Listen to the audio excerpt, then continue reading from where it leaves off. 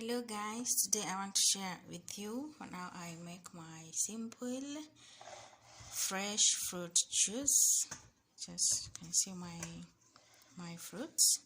Yeah, I don't add sugar or milk or anything. I just add water, cold water.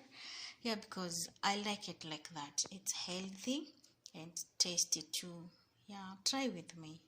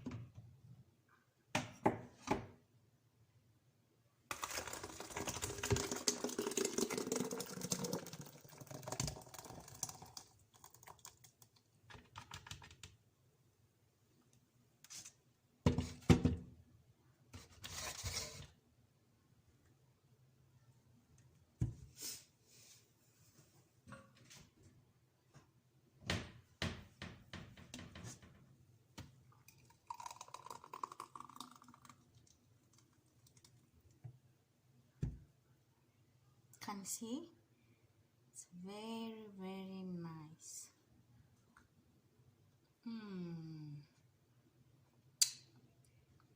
Try it, just try it, you will like it.